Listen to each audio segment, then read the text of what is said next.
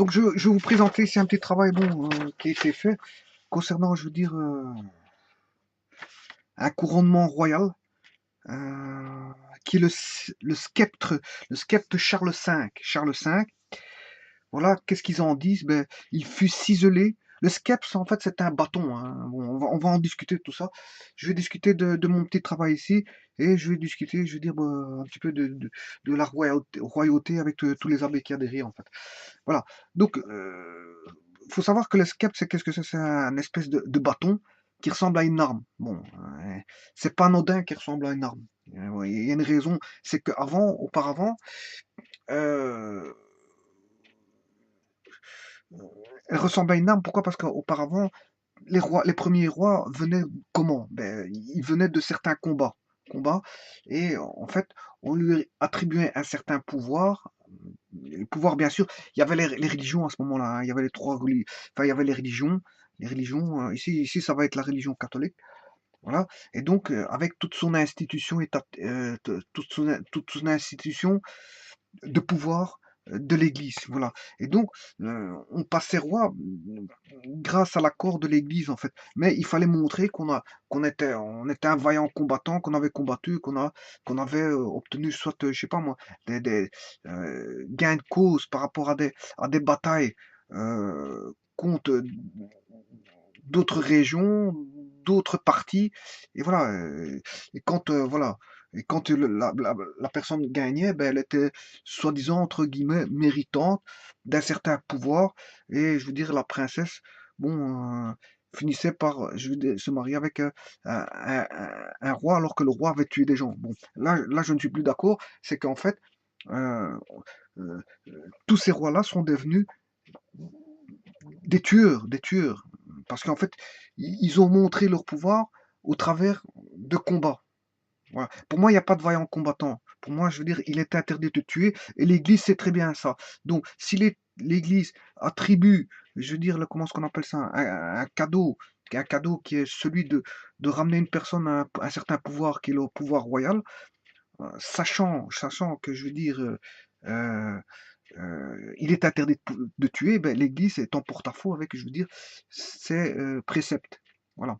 Mais de tout temps, les religions, que ce soit les trois religions, juive, catholique et musulmane, en fait, ce sont les trois prophéties, je veux dire, qui croient en un Dieu unique, voilà, mais que beaucoup de personnes ont détourné de leur, on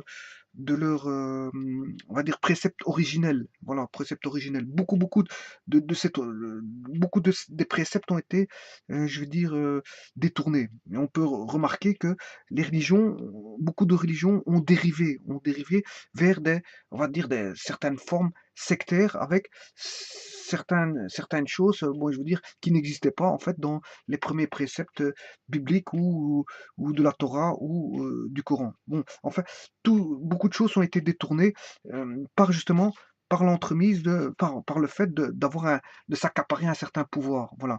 Et le pouvoir, il est comment? Le pouvoir, il est pyramidal. Vous aurez compris qu'il est pyramidal. Or, si on devait croire comment, les prophéties des livres sacrés, comme j'ai expliqué, le livre sacré, bien sûr, il y a la Bible, il y a enfin, il y a l'évangile, la Torah, voilà, et le Coran, et voilà, ce sont les livres des prophéties qui ont enfin, qui ont instauré, je veux dire, des lois, euh, certaines lois, comment vivre humainement, en bonne harmonie, dans une civilisation qui est, je veux dire, euh,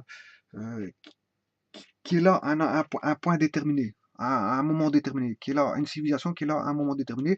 Donc, comment établir des lois, je veux dire, pour que les gens, je veux dire, soient sociables, je veux dire, évitent les erreurs, je veux dire, de, de faire du mal, etc., etc.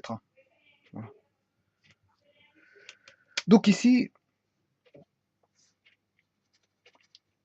les abbés, les évêques, etc., enfin même presque toutes les religions, il y a eu beaucoup de, de divergences, qui a provoqué des scissions de religion et qui a donné, je veux dire, des scissions de religion. Par exemple, euh, on retrouve les protestants avec bon des dérivatifs au niveau des voilà des protestants, et je sais plus les noms. Il y a, comment on appelle ça? Enfin, ça a donné des dérivatifs avec des personnes qui ont qui se sont scindées de l'Église et n'étaient pas d'accord avec certaines lois pour, je veux dire, certaines lois, pouvoir, je veux dire, détourner certaines lois qui étaient rigoureuses et de s'en détourner pour pouvoir, je veux dire, satisfaire certaines lois qu'ils jugeaient en fait néfastes. Enfin, pour leur, voilà. Voilà. Donc ça a donné en fait des divergences. Et on retrouve ça dans toutes les religions. Ça a donné des divergences.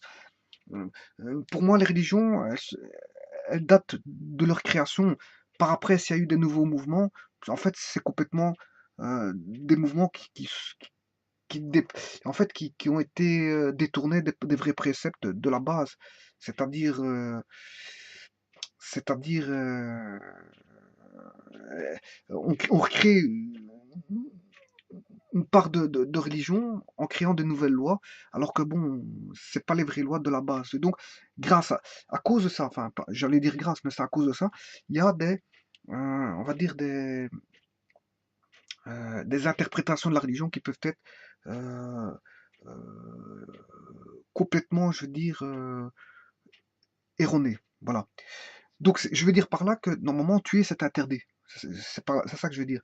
Tuer, c'est interdit pour les religions. Donc, un roi ne peut pas donner un certain pouvoir, enfin, un abbé ne peut pas donner un certain pouvoir à un roi qui a tué pour justement avoir ce pouvoir. Là, l'Église ressort de son cadre, je veux dire, spirituel, parce que la spiritualité, bon, on est tous prédestinés à avoir une certaine spiritualité, à pouvoir l'utiliser, et donc, si elle est présente, c'est que, je veux dire, on est prédisposé à de la spiritualité. Voilà, contrairement aux animaux qui n'ont pas de spiritualité, donc, je veux dire, même si les animaux ont leur code de conduite, mais je veux dire, au travers, bien sûr, leur code de conduite, au travers euh,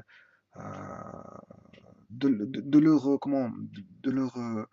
de leur psychologie, hein, parce qu'il y a la psychologie animalière, euh, qu'ils ont, je veux dire, intégré pendant de longues années de croissance, de vivre dans des meutes ou à vivre avec le maître de l'animal, eh bien, tout ça va faire en sorte que l'être humain va ingurgiter, je veux dire, certains aspects psychologiques pour en fait suivre une, un code de conduite. Donc, il n'a pas besoin de religion spirituelle pour lui dire il faut faire ça, ça, ça. Hein, tu dois faire ça, ça, ça. Tu ne pourras pas faire ça, ça, ça. Parce qu'en fait, lui, quand il a intégré les préceptes, hein, mais parfois il peut mordre, hein, il peut mordre tout à coup comme ça, un chien peut se mettre à mordre comme ça, on ne sait pas pourquoi, et voilà, à un moment donné, il se met à devenir fou et il mord. Bon, ça peut arriver, bon, il y a déjà eu comme ça des Américains à Amstaff qui ont mordu des petits enfants, qui les ont envoyés à l'hôpital, aux urgences, avec, je veux dire, un bras en main, un doigt en moins, voilà. Voilà pourquoi, ça on ne sait pas pourquoi. Bon, il a toujours été correct, et puis du jour au lendemain, on ne sait pas ce qui s'est passé. Voilà. Bon. Bon, l'être humain, normalement, l'être humain, on lui donne une spiritualité, on lui dit, écoute, bon, tu peux pas faire ça, tu peux pas faire ça, tu peux pas faire ça, mais tu peux faire ça, tu peux faire ça, tu peux faire ça. Donc, en fait, tu peux pas faire ça, ben, en fait, on lui dit, tu dois comment on appelle ça? Voilà, t'es pas libre de faire ce que tu veux. Si tu as envie de tuer quelqu'un, tu peux pas tuer quelqu'un, t'es pas libre, hein, je veux dire, bon, enfin, on est libre de faire ce qu'on veut, mais on peut pas faire, voilà. Donc, je veux dire par là que il y a des interdits. Il faut savoir, euh, euh, en tant que première barrière, parce que la seconde barrière, c'est les juridictions, les juridictions qui arrêtent enfin, qui doit moraliser. La juridiction doit pouvoir moraliser pour pas que les gens refont des bêtises, mais la première frontière de canalisation, c'est en fait les religions. Elles disent on peut pas voler, on peut pas. Voilà. Mais quand la religion se perd, qu'est-ce qui se passe? Ben, on a beaucoup de beaucoup plus de voleurs que quand il y a de la religion. Il y a beaucoup plus voilà, de beaucoup de voleurs, de beaucoup plus de tueries parce que les gens n'ont plus de morale. Mais la première qui vient canaliser tout, en fait, c'est les religions. Les religions viennent canaliser de façon à faire un frein à, à- un frein à, je veux dire, à la criminalité. Frein à la criminalité. C'est le premier frein moral. Premier frein moral. Et après, bon, vient le second frein qui est les juridictions. Voilà. Donc, en fait, les religions, justement, interviennent dans un code de conduite, de morale, au travers d'une peur d'un pouvoir sacré qui est le créateur de l'univers, et donc le créateur de la terre, et le créateur des êtres humains, et le créateur de tout ce qui tourne, de tout ce que, bon, le pouvoir sacré qui est le bon Dieu, qui a créé sur terre. Bon, il a créé tout ce qui est à disposition.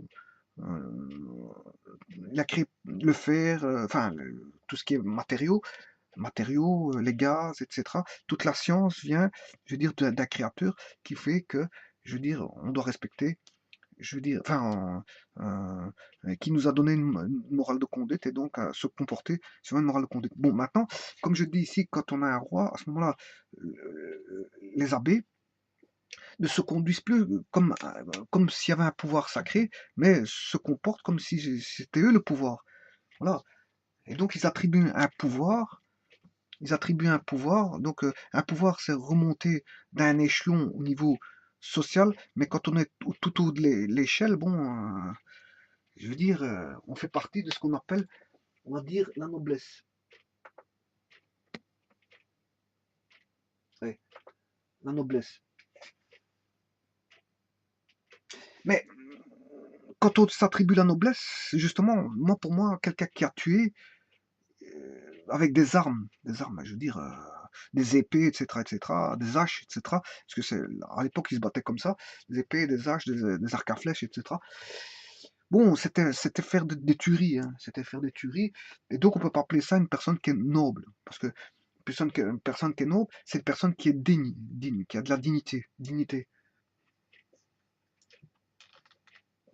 De la dignité, maintenant, qui a de la grandeur. Maintenant, qu'est-ce qu'on appelle grandeur? Quelqu'un qui a tué, qui remonte d'échelon, bon, on dit que c'est une grandeur, ça je crois pas ça. Ça je crois pas. Voilà. Donc, au niveau des terminologies, il faut bien, je veux dire, comment est-ce qu'on appelle ça, les distinguer. Noble, ouais, je veux bien que ce soit la noblesse. Mais s'il a tué pour devenir roi, et en plus de ça, qu'une institution qui était normalement sacrée, et qu'on lui fait confiance, comme l'Église, hein, c'est une institution sacrée qu'on fait confiance et qui, au bout du compte, prend des décisions bizarroïdes, hein, concernant un meurtrier qui a tué pas mal de gens. Bah, là, et les gens là, c'était des personnalités, des personnes du bon Dieu, comme on est tous des personnes du bon Dieu pour l'Église. Donc fatalement, il y a quelque chose qui ne coïncide pas. Bon, l'Église s'est trompée à plusieurs fois, hein, dire que la terre n'était pas ronde, qu'on pouvait pas, on pouvait passer sur le bûcher parce que la terre n'était pas ronde, tout ça c'est des inventions parce qu'il n'est écrit dans aucun des bouquins bibliques qu'on pouvait dire des choses comme ça. Normalement, il y a eu des inventions, je veux dire, il y a eu des routages des religions qui ont fait que le pouvoir faisait dire n'importe quoi, je veux dire, je veux dire, s'accaparer un certain pouvoir.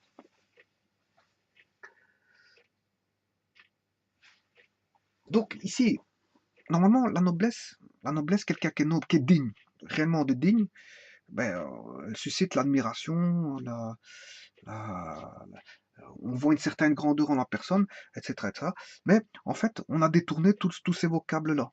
On a mis noblesse pour des personnes qui ont été tuées. Donc pour moi, elles sont indignes. Et c'est même des criminels. Elles sont indignes, c'est des criminels, et donc elles n'ont pas elles ne doivent pas avoir une certaine grandeur, elles n'ont pas, surtout pas avoir accès à un pouvoir parce que c'est déjà des criminels. Mettre un criminel au pouvoir, c'est déjà, je veux dire, monter d'échelon pour qu'il, je veux dire, elle soit tout au top de la pyramide pour pouvoir commander, je veux dire, euh,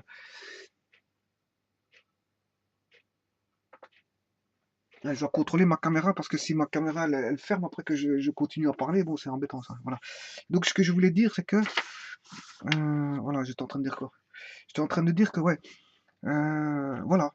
Voilà. Donc ici, on a attribué des pouvoirs à la royauté au travers de sa criminalité. Bon, ça, c'est indigne de l'Église de faire des choses pareilles.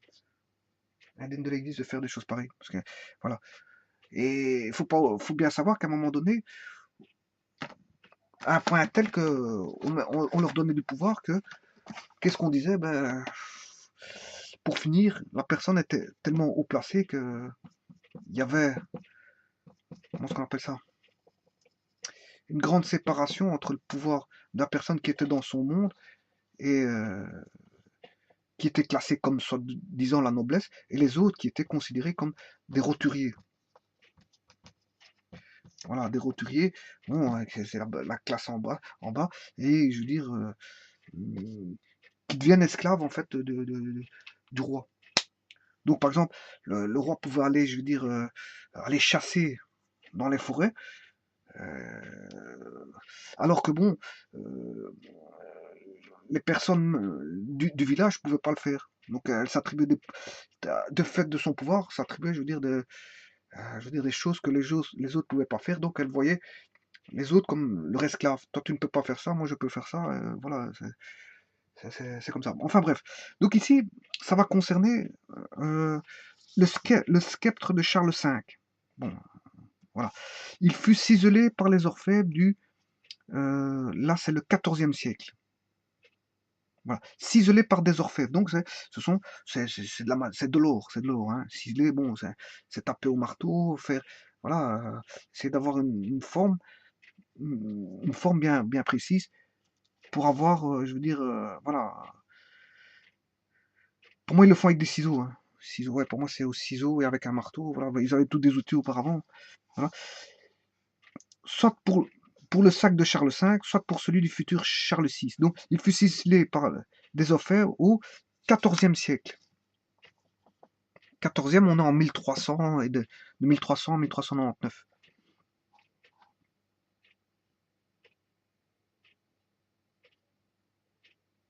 Ah.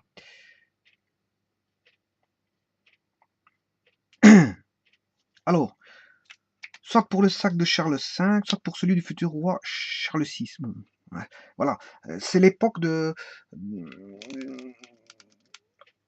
les rois commencent à se, hein, je veux dire, s'attribuer le pouvoir de famille en famille. Voilà, parce que les premiers rois, c'était au travers de batailles, hein, et puis après, bon, c'était de père en fils. Voilà. Charles V confia à l'abbé de Saint-Denis, ainsi que d'autres objets en 1380. 1380, non. Le confia à l'abbé de Saint-Denis, ainsi que d'autres objets en 1380. Bon, alors, si c'est un objet en or, bon, l'Église n'a pas à prendre, je veux dire, tout ce qui est or, etc., et de se les accaparer et de les garder en tant qu'institution, je veux dire, religieuse, parce qu'en fait, normalement, l'or doit être revendu pour montrer l'exemple et, je veux dire, satisfaire les besoins des pauvres. Normalement, c'est comme ça. On peut pas prendre de la richesse et puis, bon, se dire qu'on a une institution catholique, qu'on respecte les préceptes religieux, alors que les préceptes religieux ne disent pas tu dois prendre tout l'or et ne rien donner. Voilà, ça c'est complètement faux. On voit bien que les manipulations au niveau du pouvoir religieux, comment ils se font. Voilà. Une église ne doit pas être, je veux dire, que tout de l'or ou tout de marbre ou tout avec des carreaux vitrés, avec des vitraux, non. S'il y a moyen de le faire, oui, que tout le monde commence à fabriquer ça hein, pour que tout le monde aille prier à l'intérieur. Mais il faut que la population vive bien. Il faut pas que, bon, on ait une église qui est très riche et à côté de ça, tout des pauvres. Là, je suis pas d'accord. Parce que là, à ce moment, euh, là, ça montre un certain pouvoir. S'il y a une richesse, ça montre un certain pouvoir, que l'église est riche et qu'en fait, elle ne fait rien pour les pauvres. Bon, voilà. Donc, Charles V le confie à l'abbé de Saint-Denis, ainsi que d'autres objets en 1380. Bien, c'est bien ce que je disais. On est bien au XIVe siècle, parce qu'on est de 1300 en 1399. Et là, on voit bien qu'on est en 1380. 1380. Alors, ce sceptre royal, hein, c'est un sceptre royal. Donc, en fait, comme je dis, c'est une masse d'or, je veux dire, qui ressemble à une arme et qui montre qu'on a un certain pouvoir. C'est pas n'importe qui a ce sceptre-là. Parce que pour avoir de l'or, bon, l'or était, on va dire, une forme de richesse, une forme de richesse, je veux dire, celui qui possède une espèce d'arme, qui est une espèce de, voilà, un bâton en or, je veux dire, bon, c'est une richesse immense. Donc, en fait, voilà, avant, les gens, ils aimaient bien beaucoup l'or, mais maintenant aussi, hein, c'est pas ça, mais bon, avant, l'or, on avait des trésors, ben, dans des coffres forts, avec beaucoup euh, voilà, de l'orfèvrerie dans des coffres forts. Et certains se battaient pour aller voler. Par exemple, les bateaux transportaient des trésors pour aller d'un point A à un point B. Ben, et ils se faisaient attaquer par des pirates, par des voleurs qui savaient que l'or était dans des bateaux. Qui faisait ça? C'est peut-être des États. C'était peut-être des États. C'était peut-être des cours royales qui disaient d'aller voler les bateaux. Et ils envoyaient des mercenaires pour aller prendre le trésor et le redonner au roi. Donc ça, on ne saura jamais. Bon, ben, parce qu'on croit toujours que les pirates, bon, c'est des voleurs qui sont méchants, voyous, etc. Mais parfois, ils sont payés aussi pour aller chercher un trésor qu'on sait qui va être. Qui sait que le bateau contenait un trésor? Bon, si c'est pas des personnes haut placées, voilà. Voilà. Alors, ce sceptre se compose d'un bateau gravé de. En plus, il faut envoyer un bateau pour aller jusque ce bateau-là. Qui est-ce qui va envoyer un bateau là? C'est pas des pauvres qui vont aller hein, se mettre à 10 pour aller louer un bateau et aller, je veux dire, en mer et s'attaquer à un autre bateau. Non, si c'est pas des gens qui payent des bateaux pour amener un bateau d'un point A à un point B, sachant que l'autre va passer par là et qu'on va l'attaquer. Donc ça c'est, on comprend tout de suite qu'il y a des manipulations royales derrière tout ça pour voler des trésors de certains, de richesses de certaines personnes pour s'enrichir. Et donc on voit bien les manipulations, les vols, les personnes là qui se sont fait, je veux dire, on va dire, justement, c'est ça le but de la vidéo, ils ont fait, je veux dire, euh, c'est un genre de baptême, hein, un baptême royal. S'ils se sont fait baptiser pour avoir un certain pouvoir, eh bien c'était des voyous, les rois là, c'était des voyous, parce qu'ils envoyaient des gens pour tuer, et ils s'arrogeaient, je veux dire, le droit de tout, le droit de tout. Donc ils étaient devenus des dominants, et en dessous il y avait le dominé, ils étaient montés de classe sociale, ils étaient tout au-dessus de la classe sociale, et ils se permettaient ce qu'ils voulaient. Voilà. Alors ce sceptre se compose d'un bâton gravé de fleurs de lys. Ouais, le fleur de lys, c'est ce qu'on retrouve assez souvent, je veux dire, dans les nappes en soie, etc., etc. Bon, généralement bleu avec une nappe c'est du lys jaune, d'un bâton gravé en fleur de lys, généralement jaune, sur du bleu. Hein. C'est des nappes en velours, de velours, on retrouvait du velours, de la soie de Chine, etc. Parce qu'il y avait la route de la soie qui ramenait la soie de Chine, etc. Et d'un nœud brodé en haut et en bas de perles alternées avec des feuilles d'or. Bon, et toujours la notion d'or avec des perles, hein, voilà, bon, la notion de richesse, hein, voilà, la soie c'était pour les riches, le velours c'était pour les riches, et voilà, je veux dire, l'or c'était pour les riches, les perles pour les riches, et ben, on a tout compris, on a tout compris. Bon, ils visent le pouvoir, ils visent la richesse, ils visent l'argent, comme ça a toujours été, bon, le pouvoir et l'argent, c'est la même chose. Bon, les réussites de perles de pierre montée en cabochon, sur le pourtour du nœud ont été réalisés ou repoussé 3 médaillons évoquant la vie de Charlemagne.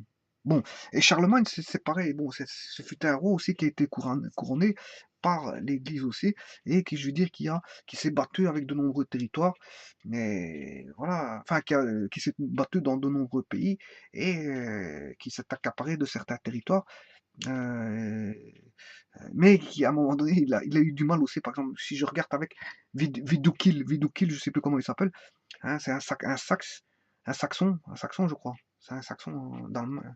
Enfin, c'est l'ancienne, enfin, l'ancienne partie d'Allemagne. Hein. C'est un saxon, je crois. En fait, Vidocil n'arrivait pas à voir Vidocil et pour finir, il a commencé à être copain avec Vidocil et pour finir, ils sont mis copains. Et voilà. Euh, voilà, partout où il allait, il avait des territoires et c'était ça, roi. Il avait un pouvoir. Donc, le pouvoir, c'était quoi? Une fois qu'on avait du pouvoir, on avait des combattants, on allait faire combattre.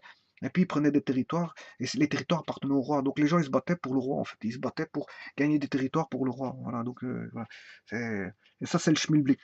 Et les gens, ils étaient manipulés parce que bon, voilà, c'était de la manipulation mentale. Ils se prenaient pour un dieu en fait, alors qu'il y a que le dieu est au-dessus de tout ça en fait. Dieu il est au-dessus de tout ça. Je sais pas si Dieu il veut des distinctions comme ça. On est tous des êtres humains égaux devant la loi, devant le bon Dieu. Hein, voilà. Donc quand on vit, on meurt, on va tous mourir. Voilà. Donc on est tous égaux. Mais sur Terre, bon, c'est vrai qu'il y a les richesses. Les richesses, il y en a qui sont plus riches que d'autres, il y en a qui ont plus de pouvoir que d'autres. Et le pouvoir, bon, c'est une forme de classification que l'homme a créée au niveau social. Et au bout du compte, bon, Ça permet à certains de dominer d'autres. Voilà. Donc, je ne sais pas si réellement le bon Dieu aimerait ça, ça m'étonnerait. Et donc, c'est bien un contournement des préceptes religieux de la base, en fait. Parce que la base ne veut pas, je crois pas qu'elle veut qu'on ait un homme qui commande tout le monde comme ça et qui va tuer pour avoir ce pouvoir-là. Ça m'étonnerait que la religion dise ça. Or, ça a été détourné par des abbés qui cautionnent ce système-là, en fait. Voilà. Donc, au-dessus, une fleur de lys, jadis couverte d'un émail blanc opaque, supporte une petite statue de Charlemagne portant la couronne de sceptre. Bon, voilà, mais je veux dire, trois médaillons évoquant la vie de Charlemagne. Donc, en fait, Charlemagne, ça c'était où? Sur le pourtour du nœud. Sur le pourtour du nœud ont été réalisés ou repoussés trois médaillons évoquant la vie de Charlemagne. Donc, bon, hein, quand on est roi, ben, il faut avoir des exemples, qui est l'exemple de Charlemagne. Charlemagne, c'est un exemple pour le roi Charles V. Et donc, on va mettre en médaillon, en forme d'objet, hein, voilà, la vie de Charlemagne, sa tête, etc. Voilà, voilà, euh, voilà. Donc c'est une façon de frotter la manche à un ancien roi et d'avoir voilà de s'attribuer, je veux dire, de se justifier un pouvoir royal par rapport à- on va dire une personne synonyme. Bon, donc ici, Charlemagne portant la couronne, le sceptre et le globe, il est assis sur un trône orné de quatre aigles. Voilà, quatre aigles. Je sais pas pourquoi l'aigle. L'aigle, c'est un animal bon qui fait avoir peur. Je sais pas, bon. Il y a des gens qui se tatouent des grands aigles tout le long du corps, comme ça. Bon, je sais pas pourquoi l'aigle. Alors, il y a beaucoup de pays qui mentionnent l'aigle hein, pour faire avoir peur. L'aigle, voilà. Bon, c'est un animal, je sais pas, qui fait avoir peur et qui fait effrayer. Donc, moi, je dis la vérité, ça commence par là. C'est quand on commence à avoir peur, hein, ben, c'est un certain pouvoir. On a peur du pouvoir, on a peur de la force, je veux dire, de ce qui représente la force, qui représente, je veux dire, voilà, le pouvoir, on en a peur. Donc l'aigle, voilà, l'aigle. Il est assis sur un trône orné de quatre aigles. Sur la base du trône, une prescription en lettres ajoutées. Santus Carolus Magnus Italia Roma Gallia et Alia. Bon. Charlemagne est très populaire à la cour de France et les premiers Valois aiment se rattacher à lui, ce qui explique sa présence sur ce sceptre fait pour Charles V. Ouais. Bon, maintenant, c'est vrai qu'il y en a qui vont avoir un certain pouvoir, mais ils vont savoir manipuler, ils vont faire les gentils à un moment donné pour, je veux dire, s'asseoir la population à leur côté. Voilà, ils vont faire les gentils. Et bon, hein, c'est une forme de manipulation. Allez, je te donne ça, ça, ça. Je suis gentil avec vous. Hein, euh, euh, plus j'aurai de personnes autour de moi, et plus mon pouvoir sera, je veux dire, comment est-ce qu'on appelle ça, représentatif de, de, d'une certaine, on va dire, réalité. Voilà. Parce que s'il n'y a qu'une personne qui est d'accord avec le pouvoir du gars, hein, je veux dire, le gars, il n'aura pas autant de pouvoir, hein, je veux dire, parce que c'est une personne, hein, il n'y a personne qui va je veux dire, mais généralement, ils sont, au niveau pouvoir, ils sont malins, parce que la première des choses qui a le pouvoir, quand ils sont au pouvoir, la première des choses, c'est le pouvoir de l'argent. Parce qu'avec l'argent, ils peuvent se permettre ils peuvent se permettre d'acheter une armée, d'acheter des costumes pour l'armée, de l'armement pour l'armée, et tralali, tralala. Et donc, ils ont besoin énormément d'argent, enfin, de bijoux, énormément de bijoux pour asseoir une certaine richesse, pour dire, bon, moi, j'ai le pouvoir. Et avec ce pouvoir, ils peuvent avoir des militaires tout autour et je veux dire, d'asseoir ce pouvoir. Celui qui n'est pas content, ben, on lui envoie les militaires et il va vite, je veux dire, comment est-ce qu'on appelle ça, se taire. Donc, ils vont ramener vers eux une population en les manipulant, en les contentant de certaines choses. Hein. Alors, il va y avoir une assise de la population qui va y arriver. Et maintenant, il y aura toujours des opposants. Et les opposants, ben, ils ne seront pas longtemps opposants. Enfin, voilà. Hein, ils vont les enfermer dans des, comment est-ce qu'on appelle ça, des oubliettes. Et après, bon, les gars, bon, hein, on va les traiter de malades psychologiques et on les ferme dans des oubliettes et voilà. euh, et en fait, on les manipule psychologiquement parce que l'oubliette, bon, le gars, on l'entend plus parler, il ne sera plus, je veux dire, être contre le roi parce qu'en fait, il est enfermé dans un tas de pierres là comme ça parce que c'était des tas de pierres avec des ferrailles comme ça. Hein, le gars, il a beau crier, bon, on l'entend pas parce que c'est peut-être loin de la ville. Voilà, et c'était des énormes masses de pierres, on aurait dit des grottes. Des grottes, on est dans une grotte, on a beau crier, personne ne vous entend. Voilà. Donc ici, voilà, Charles... Alors ici, sur ce script fait pour Charles V, ce dernier possède d'ailleurs des reliques du grand roi Charles IV. En effet, en 1367, lui envoie une dent de l'empereur Charlemagne. Vous voyez, bon, il avait le culte de la personnalité de Charlemagne. Charlemagne déjà avait fait son culte de personnalité lui-même. Et je veux dire, vous voyez que bon, il avait une forte, je veux dire, une forte, comment, comment est-ce qu'on appelle ça? Hum, euh, Le pouvoir de Charlemagne était tel que le roi Charles V, bon, hum, comment est-ce qu'on appelle ça? Enfin, comment est-ce qu'on appelle ça? Euh, on va dire, euh, c'est comme quand on voit une idole. Bon, on va être comme l'idole, comme lui.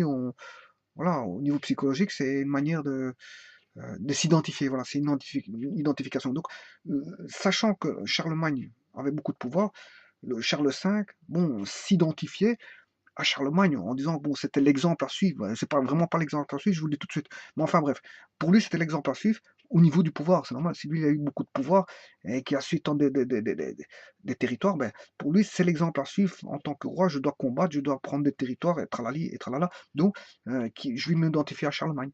Voilà, et c'est bien vu pour, le- pour les gens du pourtour de la royauté, c'est bien vu qui, je veux dire, qui s'identifie, je veux dire, à une personne déjà haut placée et qui a fait ses preuves en tant que roi. Voilà. Donc il s'identifie et il met des ornements un peu partout, des orfèvreries relatant, je veux dire, son identification avec Charlemagne, jusqu'à avoir une dent. Il lui envoie une dent de l'empereur Charlemagne. Donc une dent, je ne sais pas si une incisive, une canine ou je ne sais pas, c'est une prémolaire ou une molaire. Il lui envoie, il est content d'avoir une dent de Charlemagne. Il va le mettre dans un pot et voilà, il va garder toute sa vie. Et regarde, il va montrer aux autres. Ça c'est la dent de Charlemagne. Et les gens vont être ébahis, ils vont connaissant Charlemagne. Hein, je veux dire, ils vont être ébahis et ils vont se dire, ouais, ça, il a, bon, oh là là, ce monsieur, il a une dent de Charlemagne, ouais, il a connu Charlemagne, ouais, il était en contact avec Charlemagne, oh là là, bon, prenons nos distances, voilà, enfin bref. Alors, ici, il lui offra plus tard, Charles V lui offra plus tard un flacon d'or sur lequel est représenté Saint Jacques ordonnant à Charlemagne de partir délivrer l'Espagne. Bon, délivrer de quoi? Bon, délivrer, on peut c'est beaucoup dire parce que les livres d'histoire, faut se méfier des livres d'histoire parce que généralement les livres d'histoire, bon, ils racontent les faits suivant leur point de vue. Bon, quand on dit a été libérer l'Espagne, bon, libérer de quoi? De qui? Contre quoi? Bon, il y a rien. On ne sait pas. Parce que si on dit, par exemple, on lit les livres d'histoire sur Napoléon, ben, généralement, les livres de Napoléon, bon, retracent une histoire, je veux dire, comme si l'empereur Napoléon était un bienfaiteur. Pour moi, c'est pas un bienfaiteur, c'est un colonisateur, parce que sans les Anglais, s'il n'y avait pas eu intervention des Anglais, je veux dire, dans les campagnes, les mornes campagnes de Braine-l'Alleud ou Waterloo, mais je veux dire, Waterloo, hein, comme on dit Waterloo, c'est en Angleterre, mais il y a Waterloo aussi en Belgique, hein, ça vient de là d'ailleurs. Les Anglais nous ont donné, je crois, voilà, Waterloo, voilà. Waterloo, c'est un mot anglais, mais ça a été attribué à une campagne, enfin, si c'est une petite ville de Belgique, Waterloo, qui est dans Braine-l'Alleud. Je crois que c'est ça, c'est Braine-l'Alleud, je ne m'en rappelle plus. Voilà, parce que, et alors le quartier général de Napoléon était à Lasne. Et voilà, et tous les combats se faisaient dans les moments de campagne, je veux dire, du Brabant, de ce côté-là, du Brabant. Voilà, Brabant wallon. Et alors, donc, ici, ben, quand on relate les livres d'histoire sur Napoléon, ben, on voit en lui bon, un bienfaiteur. Or que, oui, il a apporté, comme toute civilisation peut apporter des qualités, fatalement, mais si Napoléon serait toujours là, mais il serait toujours, la Belgique serait toujours, je veux dire, État français. État français. Donc, pour les Français, bon, ben, c'est facile de dire, ouais, Napoléon, l'histoire de Napoléon vue sous un bon angle, mais en fait, non. Napoléon est je veux dire, est un dictateur, Napoléon comment est-ce un colonisateur, Napoléon, je veux dire, a fait du bien comme il a fait du mal. Il a les points de vue positifs et les points de vue négatifs. Les points de vue négatifs, bon, c'est que la Belgique n'aurait pas eu son indépendance s'il n'y avait pas eu l'intervention des Anglais qui a ramené toute une coalition de Prussiens, d'Austro-Hongrois, de voilà, toute une panoplie de Russes, etc., de panoplie de personnes pour combattre dans les campagnes de Waterloo et chasser Napoléon, qui était un grand combattant. Oui, il était un grand combattant, comme la plupart des rois étaient des grands combattants, et qui gagnaient généralement la plupart des... Ils avaient plusieurs victoires dans leur, comment est-ce qu'on appelle ça, leur, dans leur, comment est-ce qu'on appelle ça, dans leur combat. Ils avaient plusieurs victoires. Ah ouais, donc ils étaient connus pour des, je veux dire, des grands combattants. Ben oui, fatalement. Ils avaient l'argent pour payer des gens pour aller se faire tuer. Ben, bon, le type qui se va se faire tuer, il pense pas qu'il va se faire tuer pour un roi. Il prend le roi pour un dieu. Et Dieu, le roi, c'est pas un dieu. Oh, oh, oh. Oh, il n'y a qu'un seul dieu. Suivant la religion, il n'y a qu'un seul dieu. C'est pas le roi, le dieu. C'est le dieu. Le roi, il dit, va te tuer pour moi. Tu prends une arme et tu vas tuer les autres. Déjà, t'es hors la loi parce que tu vas tuer des autres. Même si c'est une guerre, t'es hors la loi, point la ligne. T'es hors la loi. Eh bien voilà, c'est des choses à ne pas faire. Va combattre. Moi, je combats pas pour, je veux dire, des futilités, je veux dire, voilà, de soi-disant des personnes qu'on appelle la noblesse. Parce qu'en fait, c'est pas des nobles. Ce que je dis, il y a une indignité à aller tuer des gens. Voilà, voilà, voilà. Donc ici, qu'est-ce qu'on dit? Il lui offrira plus tard un flacon d'eau sur lequel est représenté Saint-Jacques. Oui, Saint-Jacques, moi je l'appelle pas Saint-Jacques parce que c'est pas vraiment pour délivrer, hein. Si le message est faux, hein, délivrer l'Espagne. Qui dit que c'est délivrer? Il y a qui me dit que c'est pour délivrer l'Espagne de certaines personnes. Je veux dire, voilà. Donc à ce moment-là, Saint-Jacques, je l'appelle plus Saint-Jacques, il est plus saint. Parce que c'est bien de jouer avec la religion et de dire, ouais, il faut les délivrer, il faut aller tuer des gens, tralala, tralala. Hein, mais toi, tu as un type de religion, et un type de religion, il tue pas. Tu pars. J'ai parlé de 3 livres sacrés de départ. Il n'y a aucune des 3 qui dit qu'il faut aller tuer, je veux dire, explicitement comme ça. Voilà, ça m'étonnerait. Ça m'étonnerait. Voilà, parce que ce sont des lois divines et les lois divines font en sorte que les gens doivent se respecter mutuellement, euh, être sociables dans une société, vivre en société et ne pas, tu ne tueras point ton prochain. D'ailleurs, c'est les 10 commandements, hein. Tu ne tueras point, tu ne voleras point, tralala, il y a je sais pas combien de commandements, 12 commandements, 12 commandements, je crois. Voilà, qui sont valables pour les 3 religions. Parce qu'elles sont, je veux dire, je veux dire, ces 3 mêmes religions, en fait, hein. Ces 3 mêmes religions, je veux dire, si ce n'est qu'il y en a une qui est venue, il y en a une qui est venue après l'autre est venue après l'autre. Ben, c'est trois moments différents, mais c'est les préceptes les mêmes. Hein, je veux dire, Abraham, c'est pour les 3 religions. Jésus, c'est pour les 3 religions. Je veux dire, Jacob, c'est pour les 3 religions. Euh, Jésus, c'est pour les 3 religions. Je veux dire, bon, enfin, bref. Voilà. Normalement, c'est comme ça, hein, voilà. Donc, représenté Saint-Jacques ordonna à Charlemagne de partir délivrer l'Espagne. Le script est le bâton de commandement donné à celui qui conduit le peuple. Bon, conduit le peuple. Moi, si je fais partie du peuple, c'est pas parce qu'il a reçu un bâton de sorcier là qui va me commander. Ça va pas comme ça en fait. Bon, c'était un peu l'équivalent de la crosse de l'évêque. Bon, voilà, la crosse de l'évêque. Bon, là aussi, peut-être la crosse de l'évêque, c'est. Voilà. Maintenant, on va parler de mon dessin. Ça, c'était l'histoire de Charles V. Charles V. Et donc, là, j'ai fait un petit dessin. Un dessin, voilà. Concernant donc la situation. Je l'ai fait à la gouache. C'est un dessin fait à la gouache. Bon, on retrouve une espèce d'église de cathédrale. Bon, j'ai essayé de faire les colonnes de marbre, hein, on voit toute la richesse. Avec, quand on parle, il y a des échos dans l'église, ça fait vraiment sérieux. Bon, ce que je veux dire, c'est grandiose, donc hein, c'est la maison. Normalement, c'est la maison de Dieu, hein, on peut dire que ça. Mais Dieu n'aurait jamais, si Dieu parlerait, enfin Dieu, si Dieu peut parler au travers des anges, mais, voilà, mais enfin, il y a des messages qui peuvent se faire avec le spirituel au travers des anges. Mais normalement, on n'a pas besoin, je veux dire, de choses trop grandioses, trop, je veux dire, habillées, trop riches pour, je veux dire, euh, pour que les gens viennent prier, hein. Bon, parfois une petite maison, un petit local pour prier, ça suffit, hein. Il faut parler dans forcément. Et ça, c'est vrai que c'est la maison du bon Dieu. Mais pour moi, la maison du bon Dieu, c'est la terre. Bon, partout où on va, c'est la maison du bon Dieu parce que c'est lui qui a créé la terre. D'ailleurs, c'est l'univers, c'est l'univers. La maison de le bon Dieu a créé l'univers, le bon Dieu a créé la terre. Donc, je veux dire, fatalement, la maison du bon Dieu, c'est partout. Donc, on prie là où on veut. Je veux dire, si on est sur la Lune, ben, si je dis demain, si on avait la possibilité d'aller sur la Lune demain, ben, le gars qui va prier sur la Lune, ben, je veux dire, c'est là, mais c'est un endroit pour prier, c'est un endroit du bon Dieu. Donc, c'est vrai que maintenant, les églises, ou les mosquées, et les, comment on appelle ça, les synagogues, ce sont des endroits qui ramènent des gens pour aller prier. Ouais, fatalement. Bon, donc, ça ramène une communauté. Ça ramène une communauté. Mais rien n'empêche que, je veux dire, de prier chez soi à la maison. Je veux dire, voilà, parce que la maison du bon Dieu, elle est partout. Voilà. Voilà. Voilà. Et donc, les religions prônent le bien, logiquement, le bien, et pas des tueries, le mal, et l'accaparement du pouvoir, et de s'accaparer toutes les richesses du monde, de trésors, et tralala, tralala, et de faire en sorte qu'on institue, on véhicule un message, alors qu'on soi-même, on ne respecte pas le message, parce que le message, euh, d'aider les pauvres, d'aider ceux qui sont dans les pêcheurs, les pêcheurs. Quand je dis pêcheurs, c'est pas ceux qui pêchent, c'est le pêcheur, c'est ça qui fait du mal. C'est aider ceux qui font du mal, ben je veux dire, c'est pas en montrant toute une richesse comme ça qu'on va aider, je veux dire, des gens qui sont, je veux dire, perdus, perdus dans la société.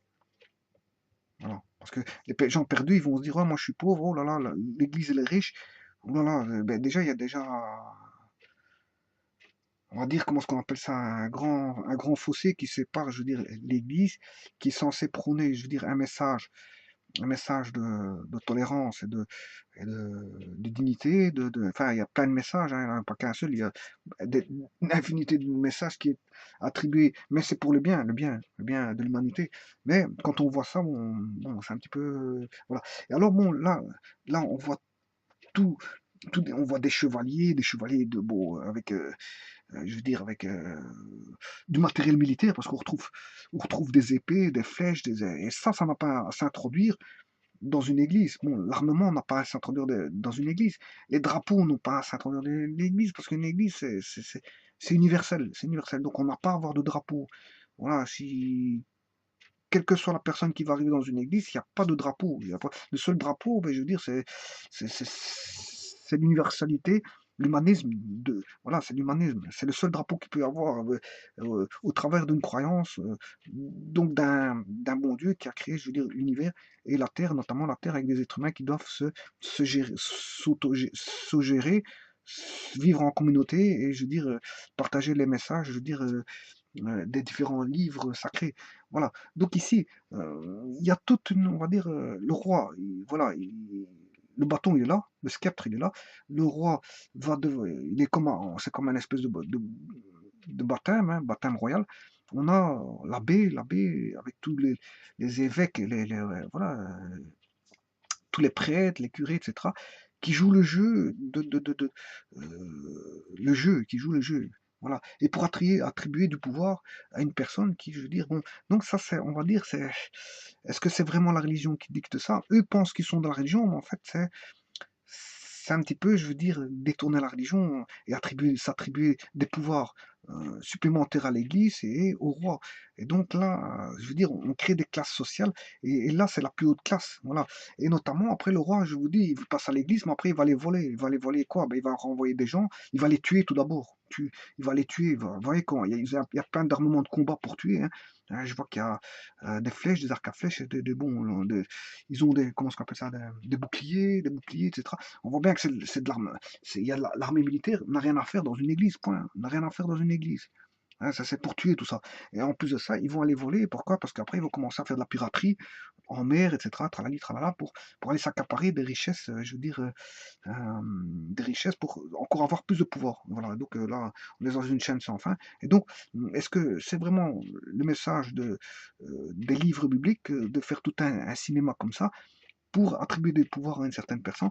Et surtout, bon, quand on voit ici la princesse toujours vêtue de velours, avec des formes de lys, des formes de lys. Bon, les rois, ils aimaient bien la fleur de lys, je sais pas pourquoi, en jaune, hein, blanc, jaune, voilà. Et voilà, donc ici, la princesse bon, qui va se marier avec un tueur. Bon, un futur tueur, ou il a déjà tué, parce qu'il est roi, s'il est roi, c'est qu'il a déjà combattu. Hein. Il a combattu parce qu'il a pris hein, la relève d'un autre roi qui, lui, avait déjà combattu, qui a montré la voie à suivre, qu'il fallait combattre pour être roi. Donc, je veux dire, bon, c'est tout un monde de saut. C'est un monde de saut. Et après, on fait un cinéma comme ça pour montrer que l'Église cautionne, je veux dire, de tels agissements. Pour moi, ces gens-là, ils méritent quoi? Ben, normalement, celui qui doit aller dans les, comment est-ce qu'on appelle ça, comment est-ce qu'on appelle ça, les trous, là, comment est-ce qu'on appelle ça, les- enfin, les petites prisons, là, je sais pas comment on appelle ça, les oubliettes, ceux qui doivent aller dans les oubliettes, c'est bien la plupart de ces gens-là, la plupart de ces gens qui se moquent des religions et qui croient que la religion c'est ça, parce que la religion c'est pas tout ça, hein. La religion c'est pas s'accaparer des pouvoirs, orner de richesses et montrer sa richesse et d'attribuer des pouvoirs à quelqu'un qui a tué alors qu'il mérite normalement les oubliettes ce gars-là et qui va encore tuer parce qu'un roi, bon, ces rois de l'époque de ces rois-là, voilà, ils tuaient. Et voilà. Et on retrouve bien assez souvent la croix de Saint-Georges, hein, la croix chrétienne de Saint-Georges. Elle est ici. Hein, on la voit. Je sais pas si on voit apparaître la croix de Saint-Georges.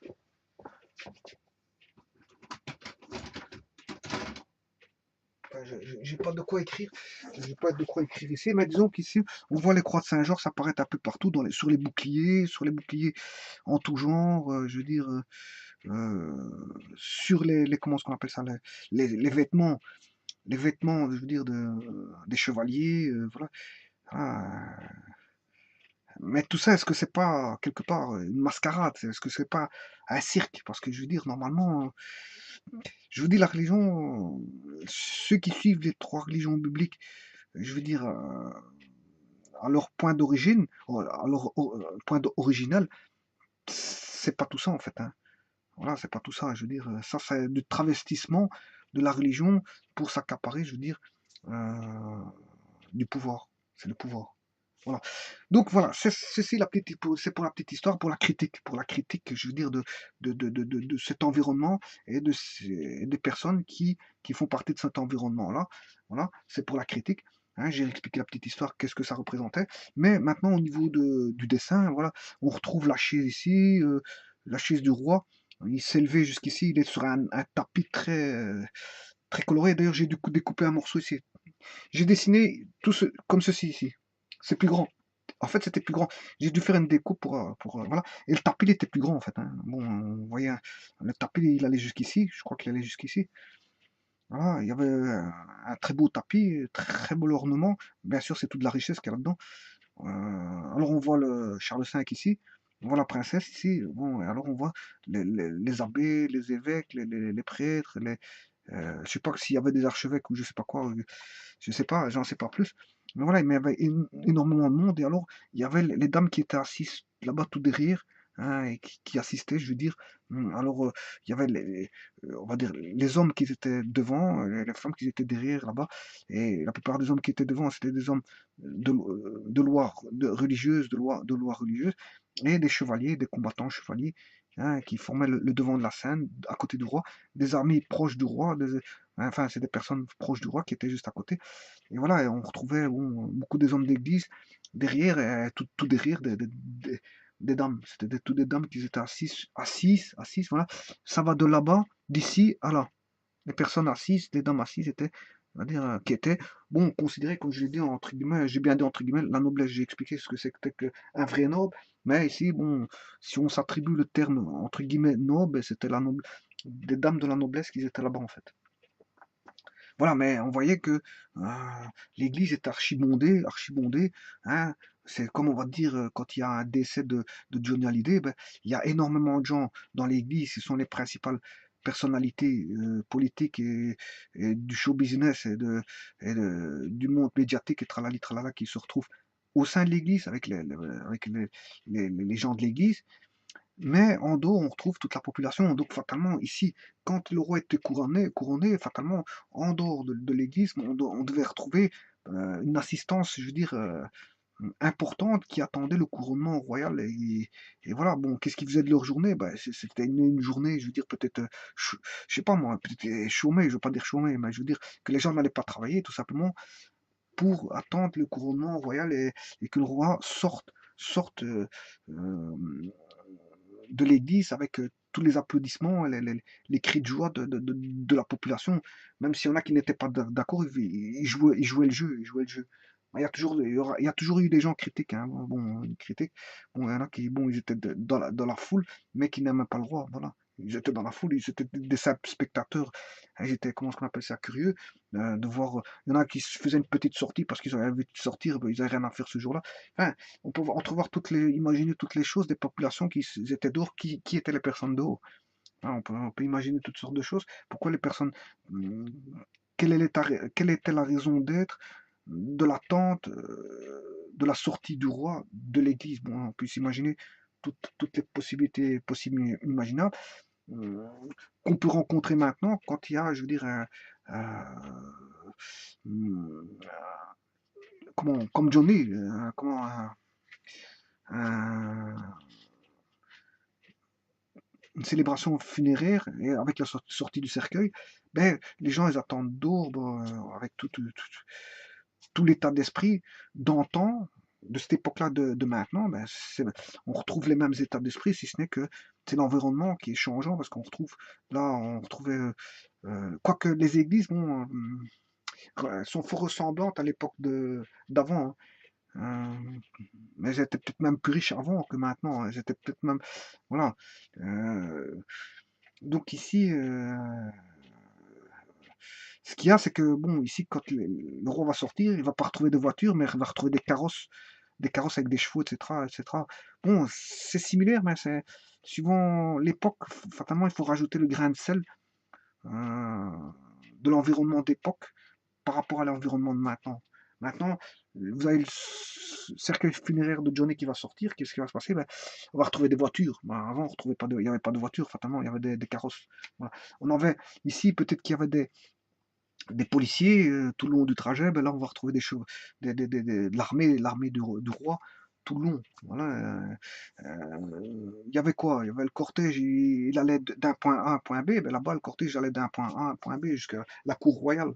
Qui sait? Moi, je sais pas plus, j'en sais pas plus, mais il y a beaucoup d'événements similaires. L'homme répète un petit peu, je veux dire, des événements, si ce n'est que le contexte, je veux dire, euh, émouvant par rapport à, à l'environnement. L'émouvant par rapport à l'environnement. Maintenant, il y a des voitures, avant, il n'y avait pas de voitures. Voilà. Là, voilà. Johnny partait en avion pour, je veux dire, se faire enterrer. Ben, peut-être que le roi, il s'est fait enterrer, je sais pas moi, en prenant un bateau. Un bateau, voilà, parce qu'avant, il n'y avait pas d'avion, donc il prenait le bateau. Donc, vous voyez, le contexte extérieur, bon, fatalement, vous comprenez que l'époque de maintenant et d'avant, au niveau environnement, c'était pas le même, mais au niveau, on va dire, façon de penser, psychologique, bon, on va dire qu'il y a beaucoup de traits similaires que maintenant, hein. Beaucoup, les gens, mentalement, je veux dire, ils ont une façon de penser. Je veux dire, pourquoi on vient voir le roi se faire couronner? Ben, il y a une multitude de raisons. Pourquoi on va voir Johnny se faire inhumer? Parce qu'il y a une multitude de raisons. Il n'y a pas que les fans de Johnny qui vont aller voir. Il y a les curieux, il y a les badauds, il y a ceux qui sont entraînés parce qu'il y a un ami qui va aller. Ben, ici, c'est la même chose. Il y en a qui vont se faire entraîner parce qu'il y a un ami qui va aller. Voilà, le contexte psychologique, il est le même. Voilà, et donc ça a été fait à la gouache, avec des mélanges de couleurs pour essayer d'avoir l'aspect des couleurs qu'on retrouve ici. Bon, c'est beaucoup du brun, on retrouve beaucoup du brun, un petit peu de rouge. Il y avait beaucoup de jaune sur le tapis, beaucoup de jaune.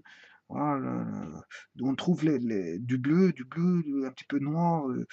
Voilà, ici c'était fort sombre, là-bas c'est un petit peu fort sombre parce que c'est les arcades. Au niveau des arcades, on voit il n'y a pas de lumière de ce côté là-bas, donc là c'est plus sombre par là, j'ai dû mettre en sombre. Donc les personnes là-bas, on les voit moins, ils sont plus sombres. Voilà, les personnes en avant-plan, ben, ils sont plus mises à la lumière. Voilà. Maintenant, pour refaire une scène comme ceci, peut-être que la personne qui a réellement fait ceci, enfin, ça c'est moi qui l'ai fait, mais par rapport au document originel, celui qui a fait ceci, ben, peut-être c'est une scène par après, c'est-à-dire longtemps après, ils ont reconstitué une scène royale comme ça dans une église, et le gars il a peint. Bon, ça peut arriver, on vient faire des pauses, longtemps après, on vient faire des pauses, hein, comme si c'était euh, le vrai moment, mais c'est pas le vrai moment parce que c'est longtemps après. Et puis le gars, il a eu tout le temps de dessiner au travers d'une pause de personnalité. Je veux dire peut-être qui était réaliste par rapport à l'époque ou peut-être même des gens fictifs qui sont venus jouer le jeu. Mais ça, j'en sais pas plus. Voilà.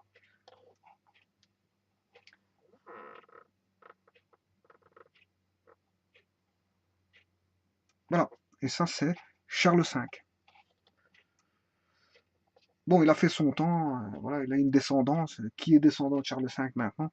J'en sais pas plus. Ça, celui qui est descendant de Charles V, ben, ils ont qu'à faire des recherches pour savoir s'ils ne sont pas descendants du roi Charles V ou Charles VI ou encore de Charlemagne. Bon, j'en sais pas plus. Allez, au niveau descendance, il faudrait voir des livrets de familiaux s'ils existent encore de certaines époques, parce que ça date de 1300, c'est quand même. On est en 2000, ça fait 700 ans quand même. 700 ans, voilà, c'est un demi-millénaire, la moitié d'un millénaire, c'est la moitié de 1000 ans, et encore on rajoute 200 ans en plus. Donc, en fait, 700 ans, euh, ce qui fait 7 siècles. Il y a 7 siècles. Ça, c'est il y a 7 siècles d'ici. Bon, une personne qui vit centenaire, jusque 100 ans, ou un peu plus, passer un peu plus de 100 ans, c'est rare, mais bon, elle n'a pas connu ça, mais c'est pas 700 ans pour elle, c'est 600 ans. C'est là 100 ans maintenant. Ah bon, quand elle est née, avant sa naissance, c'était 600 ans avant sa naissance que tout ça s'est produit.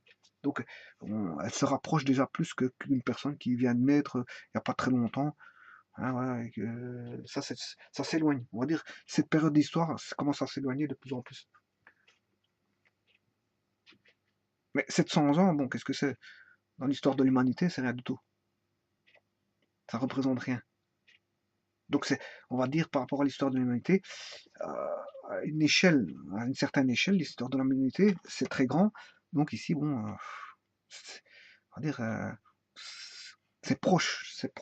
Dans toute l'histoire de l'humanité, ça c'est très proche, je veux dire, en comparaison relative, c'est très proche par rapport à, on va dire, de notre période par rapport au restant de l'humanité.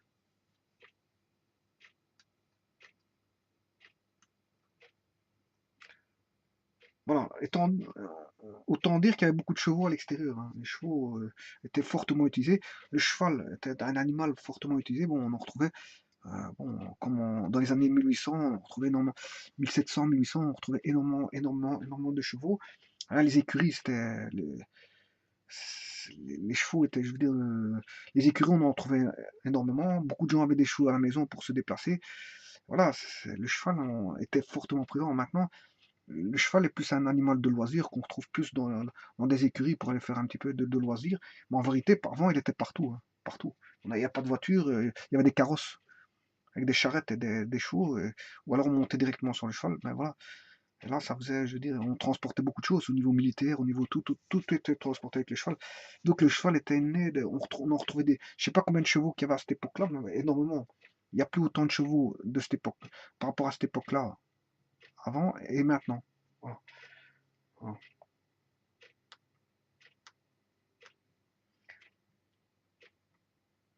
Voilà, j'en ai terminé pour cette vidéo-ci. Donc ça, c'est une de mes réalisations. J'en montrerai d'autres au fur et à mesure. Voilà, je vous remercie beaucoup.